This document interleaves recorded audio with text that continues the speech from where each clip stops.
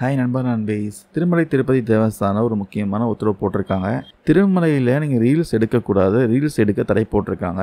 மீறுபவர்கள் மீது சட்டப்படி நடவடிக்கை எடுக்கவும் உத்தரவு போட்டிருக்காங்க. ஸோ இது விஷயமா திருமலை திருப்பதி தேவஸ்தானம் என்ன அறிக்கையை விட்டுருக்காங்கன்னா, நம்ம ஆந்திராவில் திருப்பதியில் இருக்க திருமலையில் வெங்கடேச பெருமாள் கோவில் இருக்கு. இங்கே லட்சக்கணக்கான பக்தர்கள்லாம் தினசரி தரிசனம் செய்கிறாங்க. இவங்கள சிலர் பார்த்தீங்கன்னா ரீல்ஸ், அதாவது பொழுதுபோக்கு குறும்படங்கள்லாம் அதிகமாக எடுத்து சோஷியல் மீடியா சைட்ஸில் வெளியிடுறாங்க. இதற்கு திருமலை திருப்பதி தேவஸ்தானம் எதிர்ப்பு தெரிவிக்கிறாங்க. முக்கியமாக சில தனிநபர்கள்லாம் திருமலை கோவில் வளாகத்தில் இந்த குறும்புத்தனமாக வீடியோக்கள் எடுத்து சோஷியல் மீடியா சைட்ஸில் ரீசெண்டாக அதிகமாக பதிவேற்றி வராங்களாம். இது மாதிரி செயல்களில் ஈடுபடுறதுனால பக்தர்களின் உணர்வு பார்த்தீங்கன்னா புண்படுது. அது மட்டும் இல்லாமல் கோவிலின் புனிதத்தையும் பார்த்தீங்கன்னா மீறுவதாக இருக்குது. அதனால் ரீல்ஸ்கள்லாம் பக்தர்கள் பார்த்தீங்கன்னா கோவில் வளாகத்தில் எடுக்கக்கூடாது.